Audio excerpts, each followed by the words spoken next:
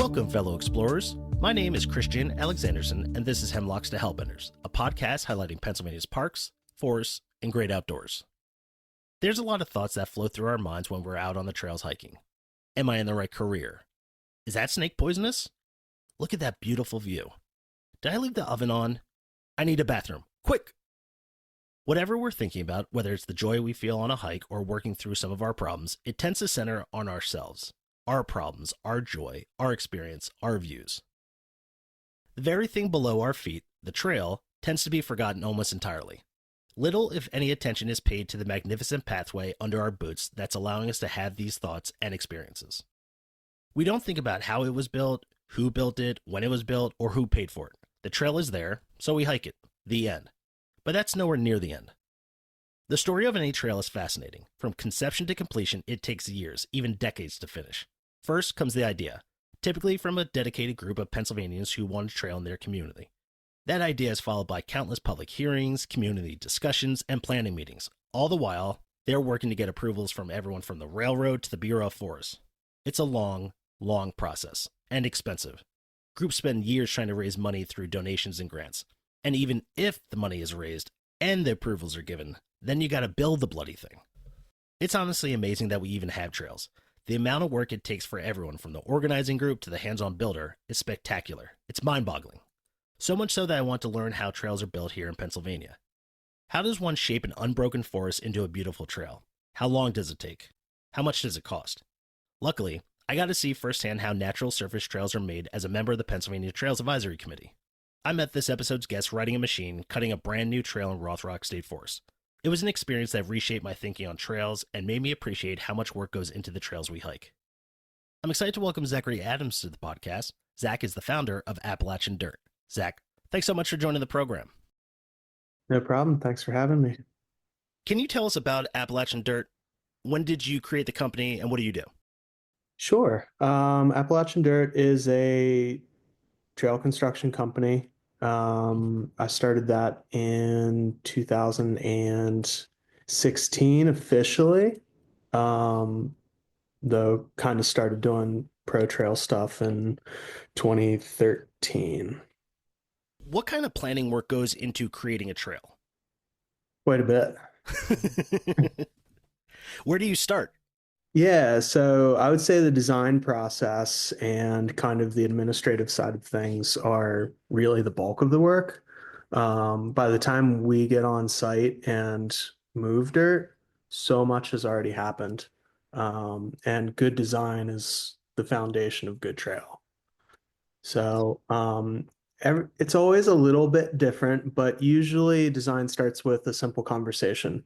Usually either a land manager or an NGO or even a private landowner, something like that, will contact us or another design company, or maybe they have in-house channels. But it always ends up starting with a conversation like, hey, we were thinking about doing a trail project up here.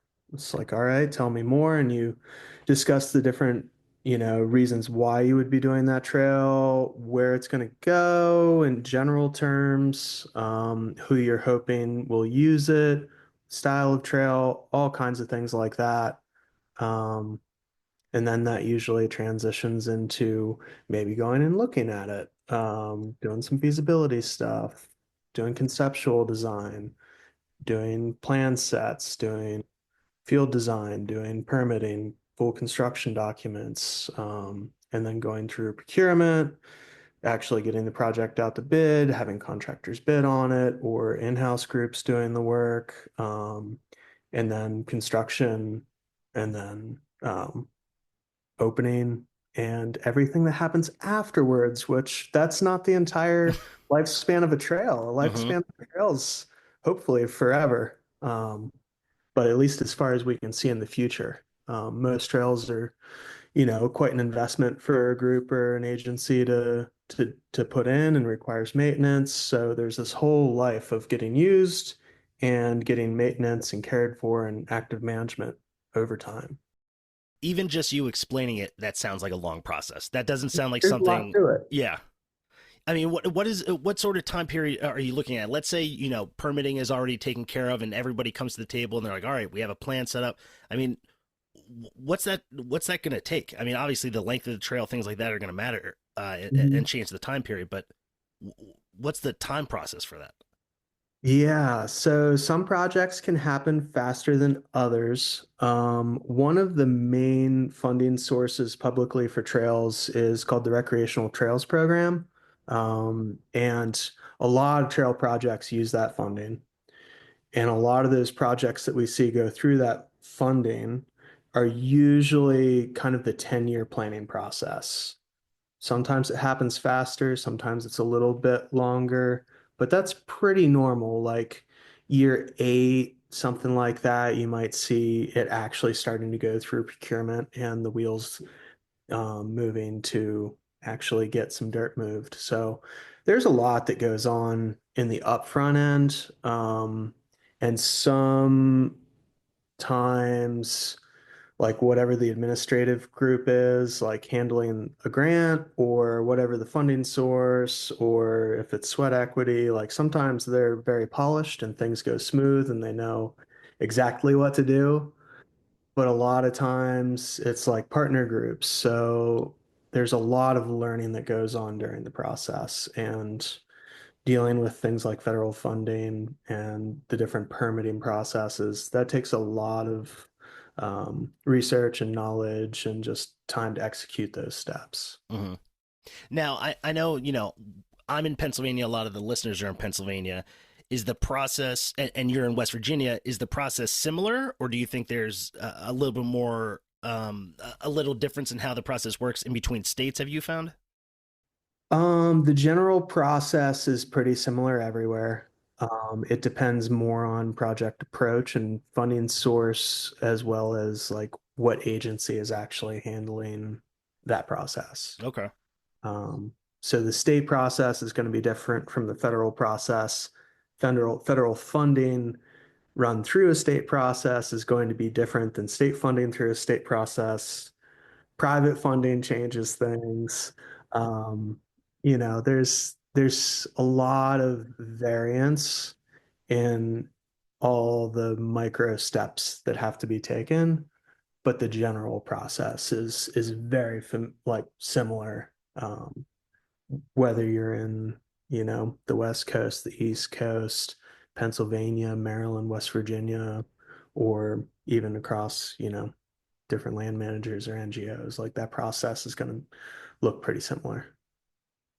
Yeah, it's exciting because, I listen to seminars or presentations and they're like, we're in year 5 of our plan. And I'm like, oh, are you finally laying down some trail? And they're like, oh no, we're still going through permitting and, we're still at the tail end of our fundraising. It's just when you hike a trail, you just expect it to have always kind of been there. You don't really, we kind of take these things for granted. I certainly take these things for granted when you're hiking around and you're just like, oh yeah, there's always been a trail here. I'm sure it was used for this long. And then you realize it was something that took 10 years to finally get passed. And then, it had a group of volunteers or somebody like you coming out and building it. You just don't think of it like that because trails kind of seem evergreen. They just have always existed.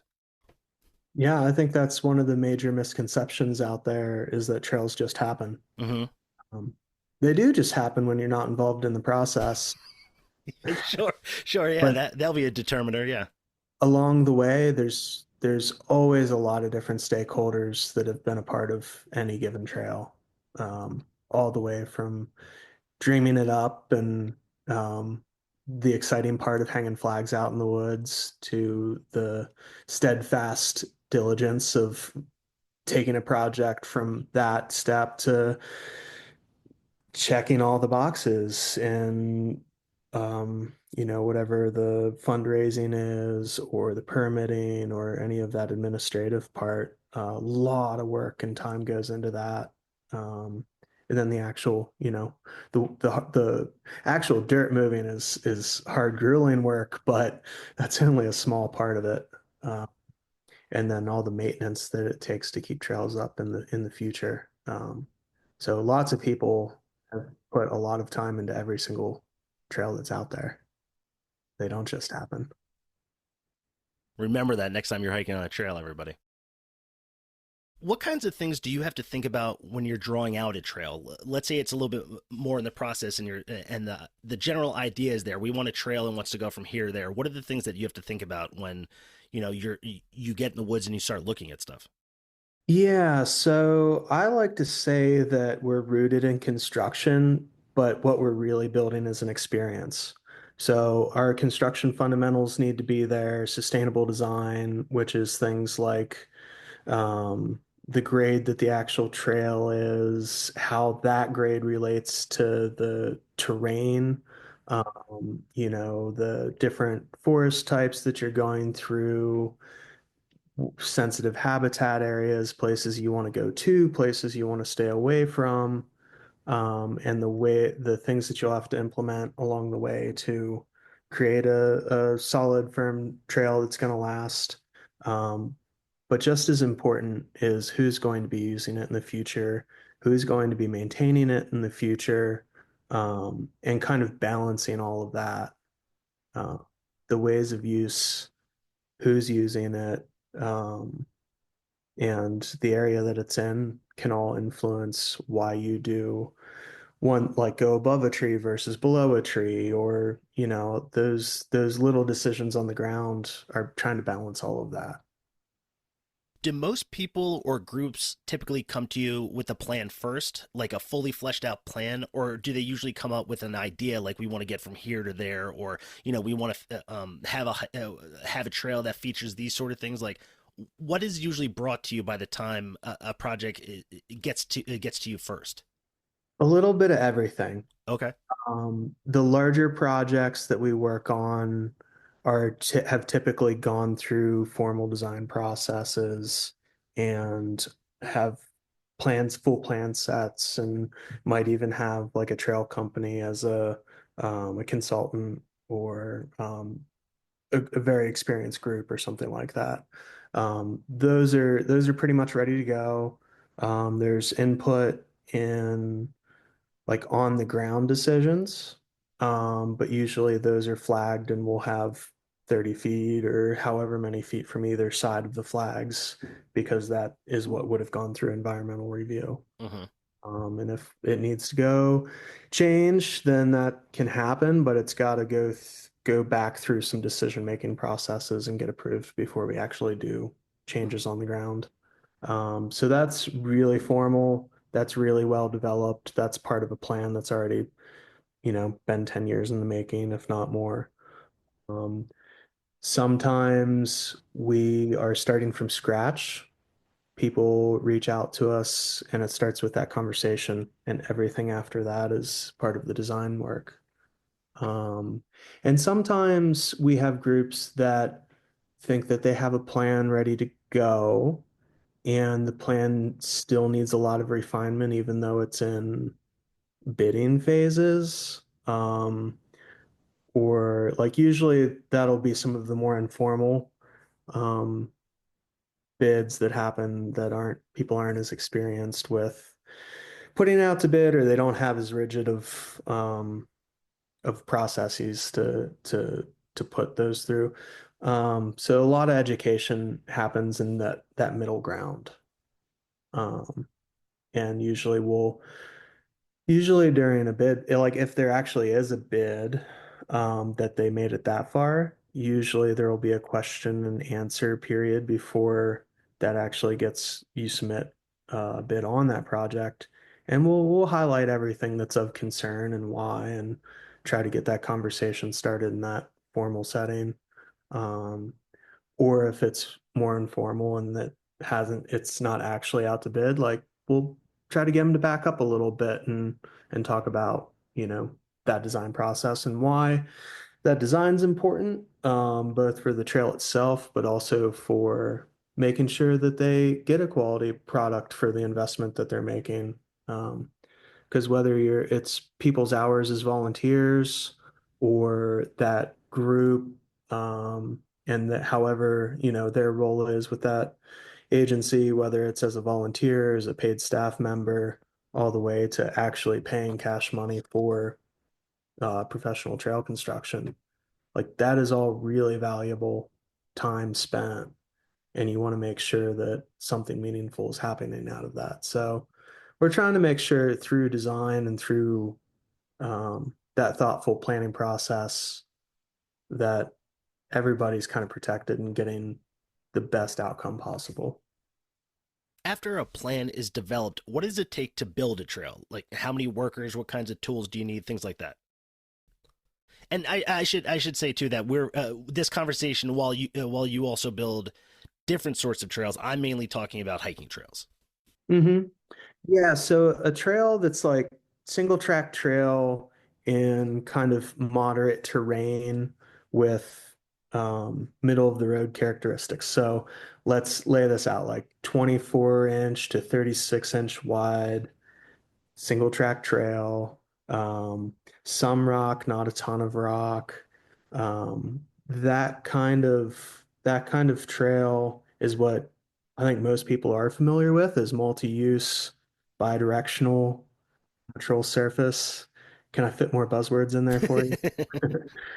Just normal trail, normal single track trail is around about a month for a professional crew to construct. So that can be anywhere from 2 to 5 people, depending on what that terrain looks like and what that construction approach is. Um, it's always a little bit different, but for us, like that construction process, once we're actually on the ground, looks like at least 2 people and a machine going in one end of the trail, popping out the other. And that's built and finished every day. Um, and it's just like the planning process, while a lot of the overall look of that is very similar, kind of no matter what trail construction you're looking at. Um, the individual small steps in there can vary depending on, because like this isn't a setting where you're prepping a base for the whole thing and then Sure. going to the next step. Like this is, and it's changing all of the time. Like one side of the hill to another, the soil can be completely different. The rock content, the grade is constantly changing. So it's kind of like mountain biking or hiking itself. Like you're you're constantly adapting to what you're seeing in front of you. Yeah, I think so. When I met you as part of the Pennsylvania Trails Advisory Committee, we were discussing natural trails, and one of the most exciting things was to just if you looked at the machine you were on and you looked behind you, there was a trail, and if you looked in front of you, there was a forest with flags. Like there was like I guess I didn't know what I expected, but there wasn't like somebody walking ahead and like taking care of everything for the most part and just tearing everything down. It's like it's almost like a magic trick. It's like there's something completely built for the most part behind you, and in front of you, there's a blank slate with some flagging. That Yeah. has to be pretty exciting to when you get on site and you're like, all right, let's go. Like when I'm done here, or when your crew's done here, you're gonna have a trail that hopefully will be hiked for 100 years. Yeah, it's oh, I actually did a number of interviews with my staff last fall. We're going to do a little video project out of it. But the big question that I wanted to ask everybody um, was like, what is it about this process that motivates you? And without a whole lot of prompting, 5 out of 7 were the creation. Like you are creating something that didn't exist there beforehand. And it's something that's going to last. It's something that's going to get used and bring others joy. Um, that's kind of the coolest thing about it. Like you said, in front of you is woods. You turn and look the other way, and it's finished trail. It's a very cool process. Is that what partly inspired you to start your company? I mean, was that process or was that payoff really exciting for you? Sure. Building something's a big part of that process for me. My pretty much everything I do in life centers around trail and using trail. My mode is mountain biking. So it is in 2013 when I started doing professional trail work. That was kind of an evolution of the decade plus before that. of volunteer work that went hand in hand with being a mountain biker. So part of that culture where I grew up was once you start riding, you start helping. You start working on trails, doing maintenance, doing new trail construction, just being ingrained in that. Um, the trails don't make themselves, that was always part of it. Um, so it's as much about the use and the user for me as it is the actual making of the trails. But creating trails, A, is a wonderful livelihood. It's a trade that you get very good at, that experience, is a big part of what makes you efficient, and what makes a great trail is a experienced trail builder. Um, and being able to have 40 plus hours a week to devote to actual trail construction, there's no other way to do that. Than pursuing that as a trade. Um, it happened for me kind of as I was transitioning into my mid 20s, and that was much more of a career decision because Hmm. something has to happen. Sure. Yeah. Yeah. I spent a lot of time traveling and racing and trying to be a competitive cyclist, and about that time that you realize you actually have to get a day job. uh, Opportunities open up, and trail construction was one of those for me. And it was interesting because I'd always done it as just as part of mountain bike culture, like I said. And it changed a lot doing it for a job, and learning much, much, much more about it in that through that lens, like, really changed it too. Well, that's really great. I mean, not everybody gets to work with what they're passionate about. So to be able to do it and be able to make a living and to support other people who make a living is great. So congratulations. Just being able to do that is awesome. Thanks. Yeah, supporting other people making a living doing it changed it a lot for me too. Yeah, that's. I feel like that's when it really starts to get real, where you're just like, oh yeah, other people depend on me, and I mean, when we say something, it's got to happen. So that's, Yeah. yeah. Yeah, and it's been really cool to have other folks come through the company, um, and figure out that this is the career path that they want to take.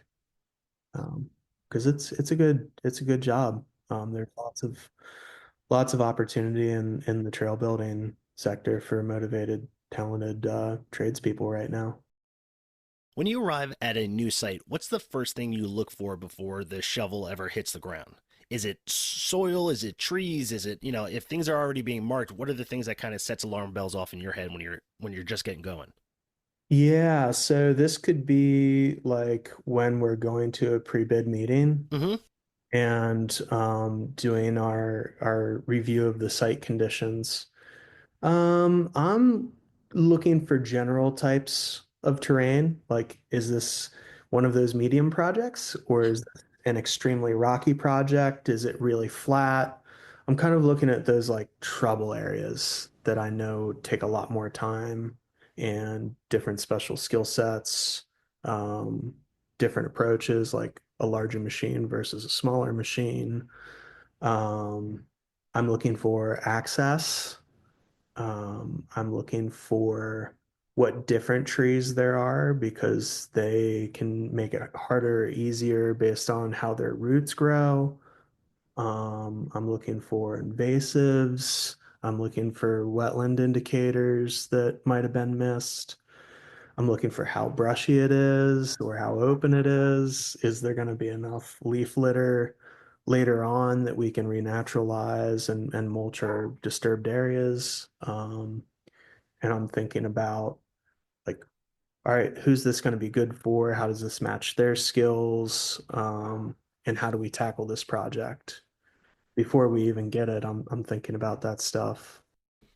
So just the easy stuff, just all those things. Yeah, just all those things. Yeah, no big It's deal. it's really good for ADHD because you're like trying to think about all of the things at once and balance it all. Yeah, yeah, perfect. Yeah. Um, and like when we actually show up, like the week before dropping off machines, we're looking for utilities and um, I'll also throw in we're looking for like worksite safety stuff too. So are there widow makers? What's the public interaction going to look like? Our parking spots, like what's our access? What's our level of safety on site? Um, are we going to be able to find a place to stay? Because like, if we're having anywhere from 2 to 7 people on site, we live where the work is. Like, we'll like say living in West Virginia and we get a project in State College. Like we're gonna have a rental house up there for the crew for whatever the work week is, 4 days, 8 days, and then we'll go home for a stay and then come back. But we don't go home at night. We have to stay up where that is, or we'd spend all our time driving. And now, let's hear from our sponsors. Join the Keystone Trails Association for the Appalachian Trail History Hike Series. Hikes take place on June 6th and 27th in collaboration with America 250 PA, Cumberland County. Learn more at kta-hike.org.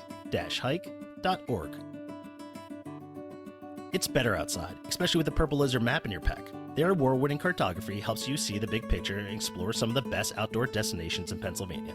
Each map reveals trails, forests, and small towns waiting to be discovered, helping you plan, wander, and reconnect with the world around you. Discover the Pennsylvania Outdoor Recreation Map and the full collection at purplelizard.com, where outstanding maps lead to outstanding adventures. Hello, fellow explorers. This is a message from the Pennsylvania Parks and Forests Foundation. You know those incredible state parks and forests Christian talks about on every episode? We're the ones helping make sure they stay incredible. From maintaining the trails you hike to engaging volunteer groups who make your experience better, to supporting conservation projects that protect Pennsylvania's natural treasures while keeping these places accessible. We're behind the scenes making it happen.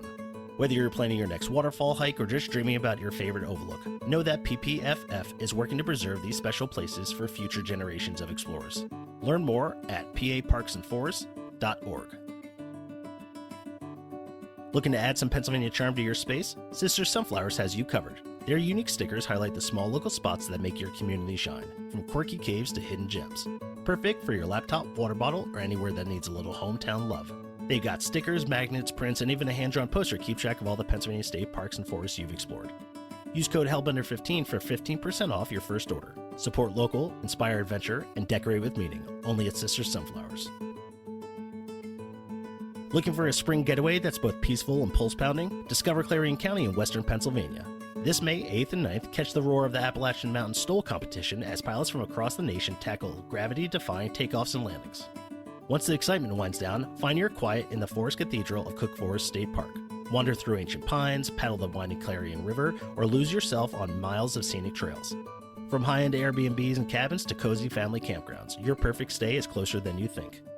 Plan your spring escape at discoverclarioncounty.com. Clarion County, your trailhead to happiness. Feeling stuck under winter layers and winter deadlines? Trade stale meetings for open air. Step out of the office and into the Laurel Highlands for a spring hiking weekend hosted by the Keystone Trails Association from May 1st to 3rd. Plan for 3 exhilarating days filled with more than 40 activities.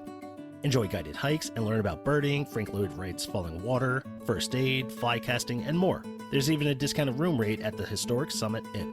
Register today at kta-hike.org.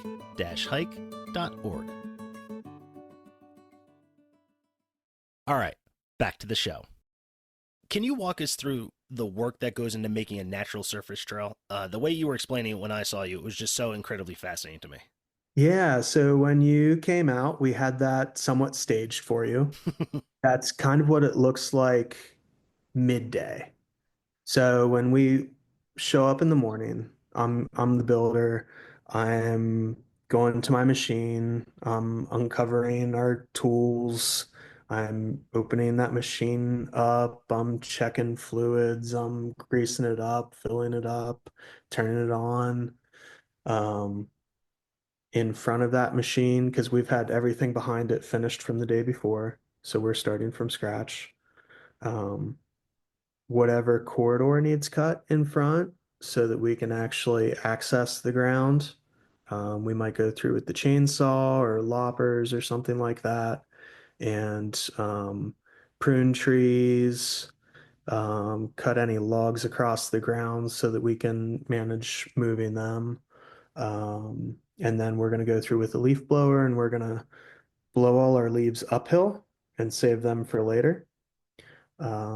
Come back to the machine, start moving forward. And this is actually the same process if you're hand building too. And then we start removing the organics.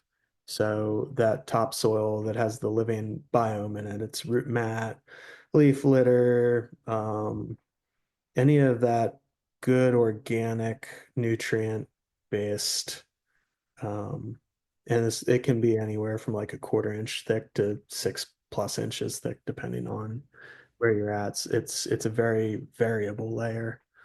And we're stripping that off down to mineral soil, your sand, your silt, your clay, your rock. And then we're actually starting to bench and excavate and shape our trail tread for what it's going to look like moving forward. Um, and then after we've benched the trail with machine or hand tools, the finish work starts behind it. So they're raking that trail tread flat so that or slightly outsloped, but so that water can run off the trail or down the trail to a drain and off the trail. We're putting any rock armoring in, lobbing roots that have been that are poking out, cutting back slope to a stable angle, distributing any of those spoils that got stripped off earlier, trying to get that seed bank back spread out off the trail tread, transplanting vegetation, and then compacting the tread. We use mechanical compaction for that so that it's firm and stable, and then blowing those leaves we saved in the first step back over top of all of that so that it's all stable and mulched and like we meet all our stormwater best management practices so that there's no runoff. Well, I was also really blown away by the fact that you have to dig trenches to be able to either grab good soil or to be able to move rocks off trail. I feel like if you're really going and having a good day and you're getting the stuff that you want and all of a sudden you just hit a patch of rock, I just feel like that has to kind of destroy the day of like, man, this just turned a 3 hour thing into like a 9 hour thing. Yeah, that's one of those variable things that like every 10 feet of dirt in front of you could potentially be different. Um, in the best case scenario, all we have to do is bench cut and remove a little bit of dirt. We mostly work in the mountains, and the Appalachians they're pretty rugged. They're rooty, they're rocky, they're low, they're like there's a lot of organics most places, tons of vegetation. Um, we do a lot of extra digging. So when you came out to the site and saw those trenches, we were harvesting good mineral soil to build the tread up more so that it had good positive drainage. And it wasn't just because there were rocks, because we can use those rocks to build with. Um, but some combination of that, because taking rocks out, putting rocks back in takes a lot of time, isn't always the desired surface.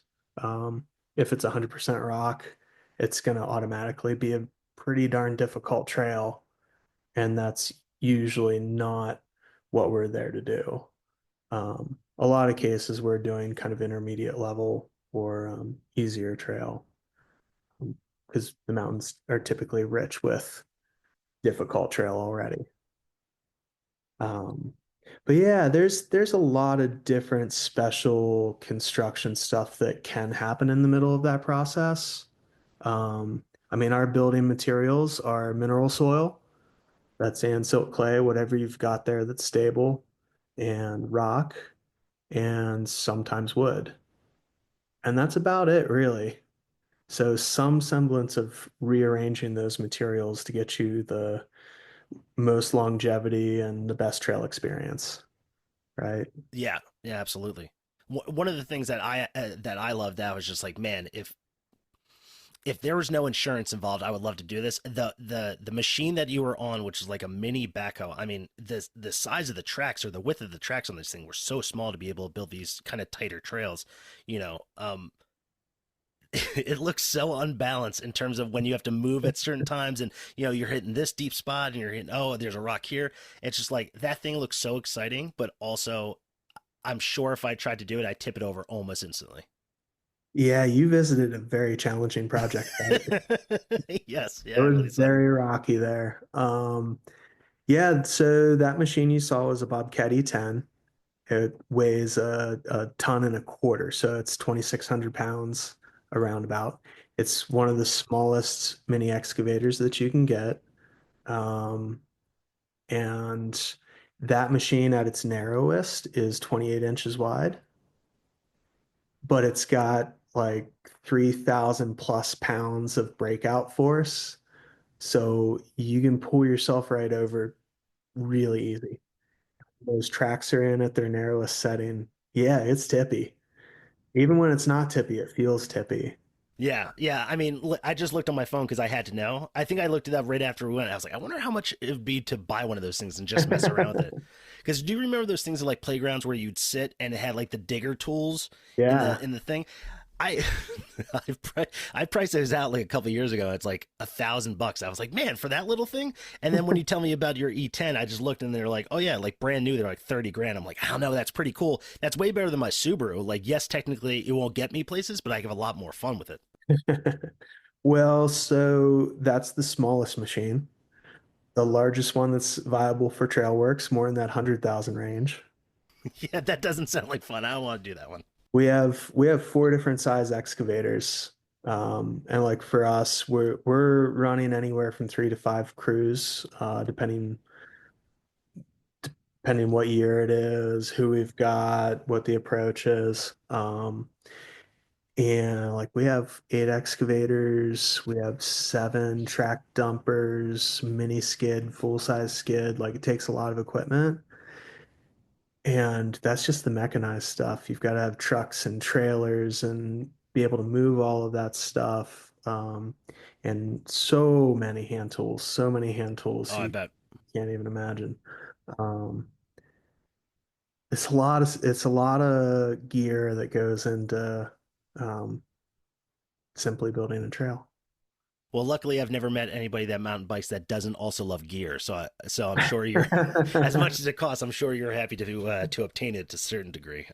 I do like the gear, yeah. Yeah, I like having the resources to be able to solve the problems that come up yeah, and not have to call somebody. yeah. I And bet. with the gear, but also the skill set. What trails have you worked on in Pennsylvania?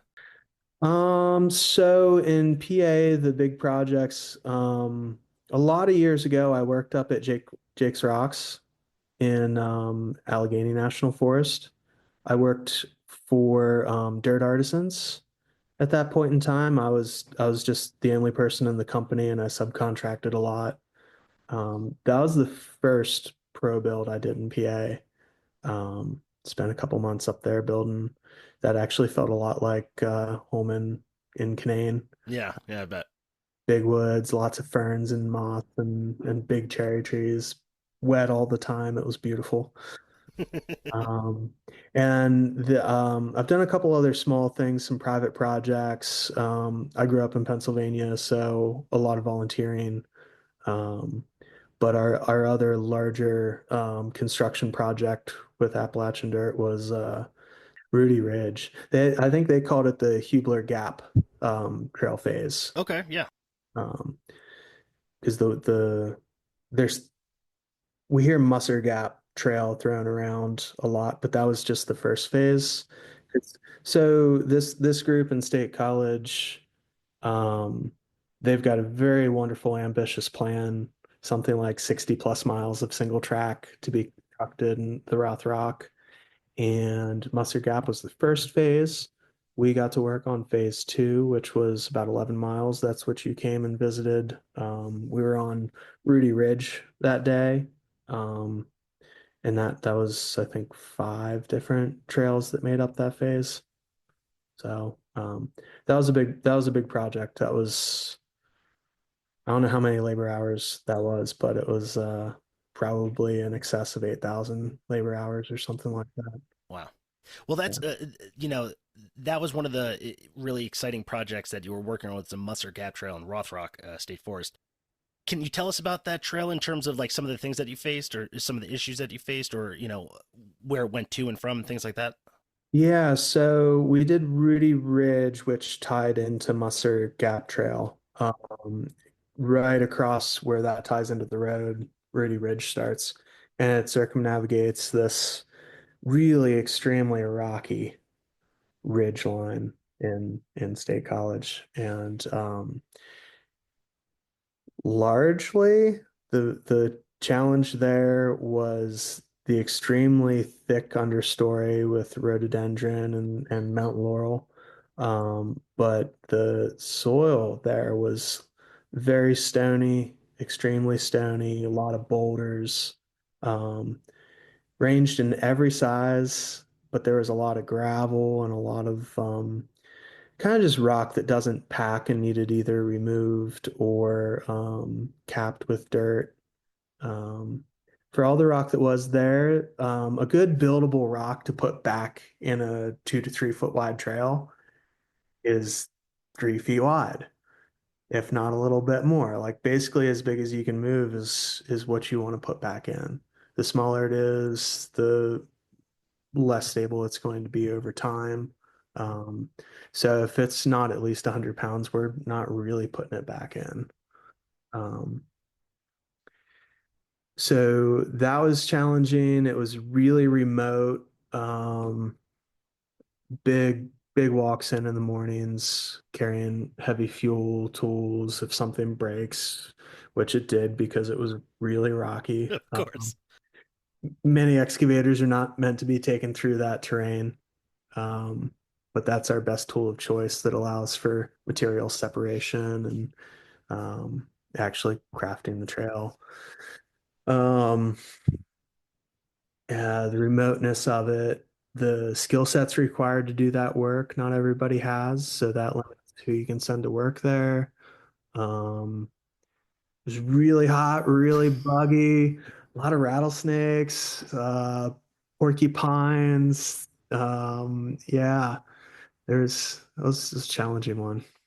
You said 8,000 work hours. Do you remember how many months you were here So we started in June of 2025?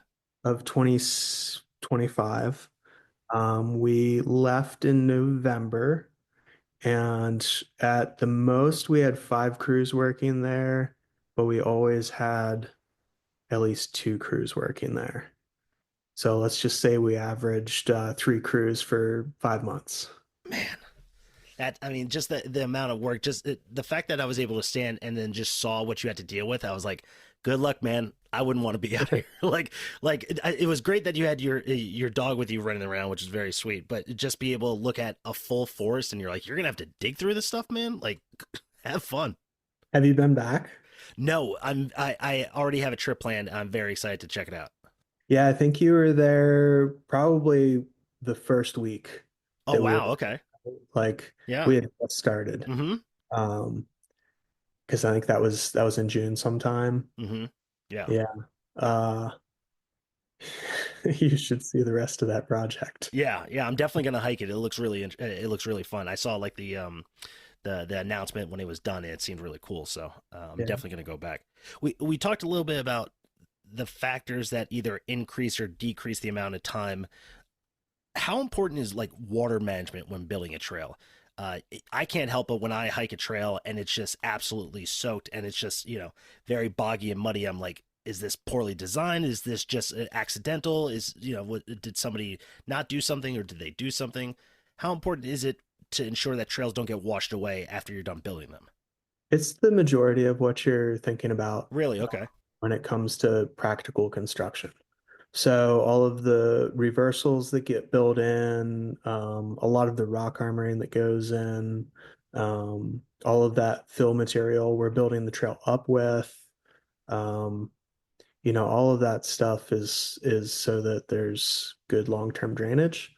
Things pop up. So Like you might be digging along and all of a sudden the hillside starts weeping.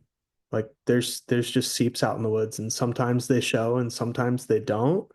Because that type of groundwater is like really seasonal. Hmm. Um, so like you have a couple ways to deal with that. So that's kind of, whatever's been laid out in your specs in your contract or the best way that you can deal with it when you're there is usually some measure of putting rock in to harden the tread surface and making sure that that water can drain off of the trail instead of running down the trail. Um, Material, just using quality materials to build with. So the reason why we strip off all of that organic material is that organic material holds moisture, holds water, doesn't necessarily drain out, and it won't pack. So when you use the mineral soil, it compacts, water can sheet off of it. You can shape it in a way that, you're breaking up how far the water has to run so it doesn't pick material up with it. Because the faster water runs, the longer that it runs for, the erosion increases, right? So that's a large part of what you're thinking about while you're out there as far as the practical construction goes. Like some people would say it's everything. I don't know that it's everything, but you have to have it right. Yeah, yeah, I bet. Yeah, and then maintenance still has to happen down the road because oil gets decompacted over time with, um, you know, the sun hitting it, then the water hitting it, critters getting in, plants getting in, breaking it up, and then just like all the leaf litter that falls, like trails can get cupped out, and they need maintenance so that those drains still drain. Yeah, that's one of the things I found more that now that I've been getting more involved with organizations that involve themselves in trail building is that, listen, building a new trail is great, but maintaining them and making sure that they're going to last is, if not more important, certainly equally important. So to see like crews go out of either volunteers, professionals, and making sure they're taken care of. I mean, I really tip my hat off to those people. People like Keystone Trails Association, it's volunteer organizations that really want to make sure these trails last forever. Because if you don't, like anything else, it's going to deteriorate, and then people are going to complain, "Why isn't this trail doing this? Why isn't?" So it's important that we focus on maintenance, especially when something gets built. Yeah, and a lot of trail that we've kind of inherited over time. So like if you look at the trail system out in the Rothrock, for instance, right now, there's a lot of fall line trail out there that is in various conditions. The rockier it is, the more stable it's probably going to be because the rock doesn't wash away. Um, and a lot of it doesn't get used all that much. So use can be a good thing and it can be a deteriorating thing. So like a lot of heavy use on a fall line trail, like from a equestrian user group, is going to do a lot more damage than a hiking using group or a biking using group. Um, Same users, same trail alignment in dirt versus rock, trail's going to deteriorate more.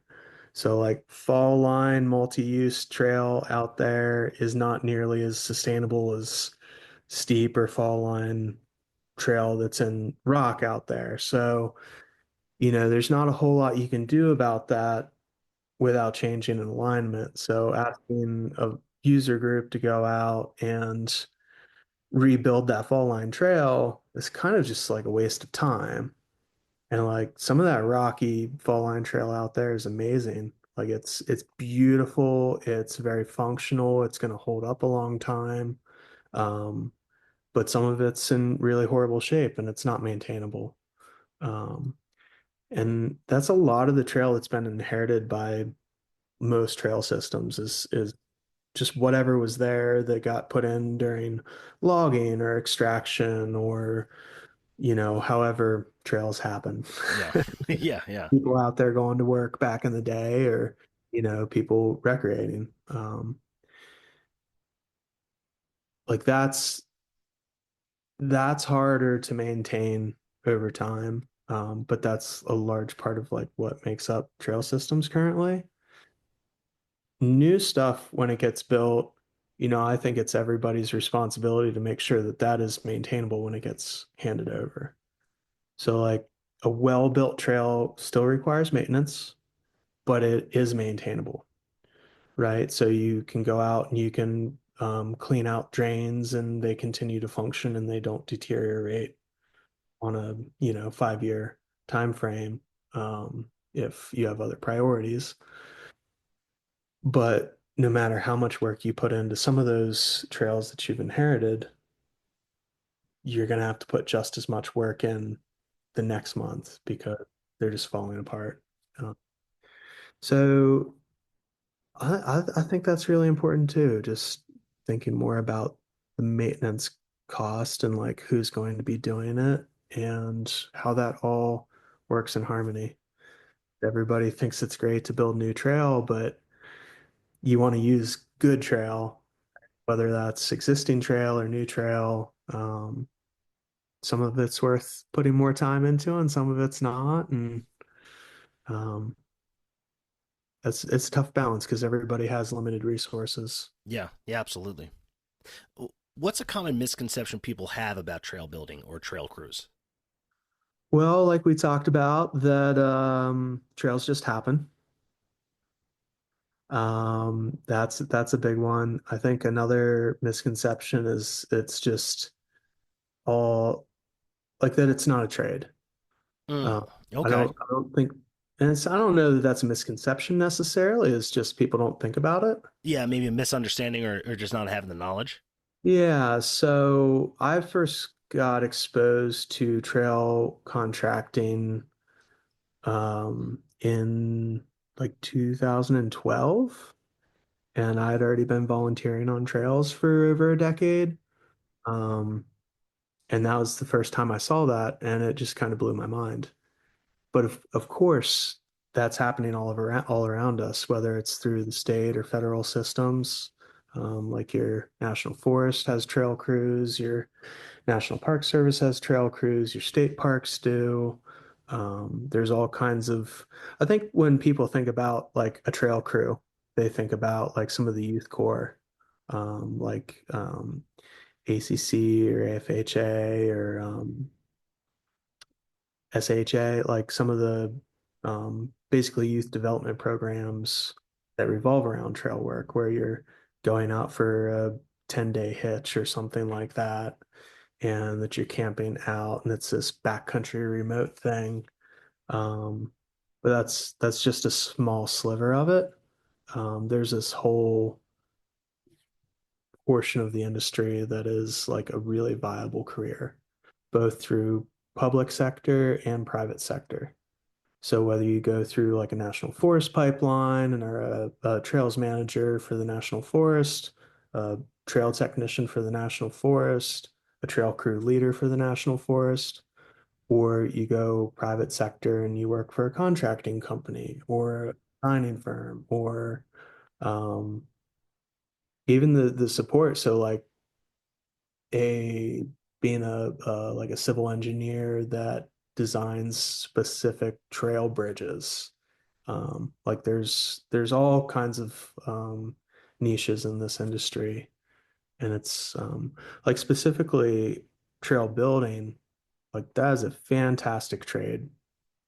Um, Maybe one of the only downsides, which is also a plus side, is that you travel and you live on the road. It's a job with a lot of travel. You get to experience a lot of different places in a meaningful way. You get to work out in the woods. You get to take pride in your job, making something that's going to last, something that's going to bring a lot of smiles to people using it. Yeah. How do you make sure trails reflect the character of a place rather than feeling generic? Good way to do that's not use a trail dozer. Okay. Sorry, that's the little inside trail joke. Um, no, I think that's part of like the eye for it, and that would be part of design, right? So why are you moving on contour and in harmony with the natural shapes in the woods versus like it's a different feeling and a different like this is like some landscape architecture theory, is that how you interact with your natural environment kind of reflects like what you're trying to do with that trail. So if you're going straight A to B, like not moving with micro topography, just getting there, that's like a very direct, very aggressive kind of thing versus meandering with the way that the topography is shaped, even the nuances of like being like curvilinear trail going with the contour. Like there's still ways that you interact with the terrain that are more direct and more sinuosity to it. And they say different things about that experience that's going to happen, but also the purpose of the trail. So like it's getting needlessly messianic, like the deeper you dive in with it. But like just the way that you're reading the patterns in the woods is kind of how we handle that. Because we like to move with nature, not against nature. So like when I'm sitting in there in the excavator and I'm looking forward, I'm kind of picking up my anchors to have the trail above and those good strong anchors. Once you look at those, you can kind of see a pathway that's already existing through the woods. And that typically ends up getting it to feel like it's in harmony with nature and not interacting against it. Yeah, I think there's real artistry involved with trail building because I know there's been several times where I've hiked a trail and I'm like, good God, this was made so well. Like the flow of it, you feel like you're not hiking on the trail, that you're like in the trail. Like you're getting to experience what it feels like to be part of the area without even really noticing. Even if you're not a big design person, it just feels like they flow so much better, and it feels like you're one with nature as opposed to kind of just being in it. Yeah. I think a lot of that is very intentional and varies a lot between individual builders. We can boil some of that down to best management practices like pick strong anchors, meander, etc. But that's also not always the kind of trail that you're trying to build. Sometimes there is an express reason to be a little straighter, a little less harmonious. Um, that's not my jam, but like you brought it up, like there's artistry in it, right? Why you go above this tree versus below. Like I'd rather teach somebody to become an operator than teach them how to use trail. The 10, 20 years you spend as a trail user and hopefully gaining a lot of experience in different trail types, different regions. Like that memory bank of trail is part of what you're pulling on, what those experiences you've had are, what the experiences of other people that you've been around are. Like that all weighs into it. So you see these trail companies out there like Dirt Artisans or I mean, there's about 1,000 fun creative names that incorporate art into it somehow. Um, like people, trail builders typically feel like they're doing artistry out Yeah, there. good. Um, Not everybody, but some people are just digging. But for the most part, I think there's a lot of thoughtfulness by builders and what they're putting on the ground and how it's going to be interacted with and how that interacts with nature. What's the most rewarding moment for you personally when a trail project is complete? Is it finally I can go home and and spend some time relax a little bit? Is it being able to go for a bike ride or go for a hike and see everything done? What is it for you? For me, I think it's like a couple years down the line when people are using it and enough people have used it that there is like a lot of um, just stoke for it. And people are like, yeah, that's awesome. I can't believe we got this. Like, I think that's probably the most rewarding part of it. Because like we don't work for too many people that we don't know one way or another. Like the mountains in Appalachia are a pretty small world in all reality. Like I'm at least through a couple degrees, I know most people that we work with. Um, and like it's pretty cool to be integrated into like just trail use as much as trail building because I get to hear about it. Like for instance, the trail project that you visited. Um, I was set up at the NICA Regionals event in Fair Hill, Maryland in the fall. And it's a middle school, high school racing league, mountain bike racing league.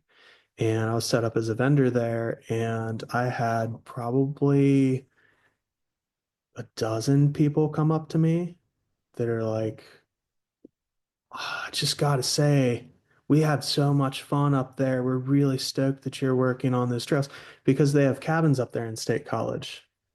And they're like right on the trail. They have their hunting cabin they've had for 30 years or whatever, or just got it. Or, we heard so much about that Rothrock project from the users while we were there. Like mountain bikers, a lot of time are runners too, or hikers too. They're hunters and fishermen too. So like getting that feedback, like just being somewhere set up random like that, getting to get that feedback from folks, like it's a big deal. I think that leads really perfectly into our last question, which is how do you measure success of a trail 5, 10, or even 20 years down the line? Like, what does it mean to be successful after you've built trails? Well, that it lasts, that it is more or less the same way that you build it, that people like it enough that they care about it and maintain it and use it enough to keep it open. Um, and like for me, that I want to ride it a whole lot of times, like if I could ride it 10 times in a row and still want to ride it again, like we did a good job. Um, personally anyway. But those markers of that it is not washed out, that it's cared for, that it's maintainable, that it's more or less the same when you're there 10 and 20 years down the line. I mean, that's what we're there to provide is sustainable trail and quality construction. So Well, I very much look forward to hiking that particular trail that you built in Rothrock. I think that's really exciting. Zach, thanks so much for talking to us. We really appreciate it. yeah, you're welcome. Thank you. Let me know how it goes out there.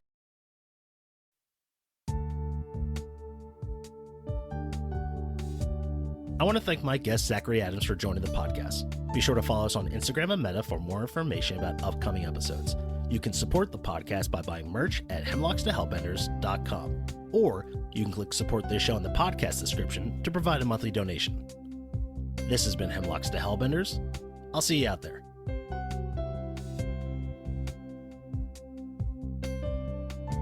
Hosting, production, and editing by Christian Alexanderson. Music by John Sauer. Graphics by Matt Davis.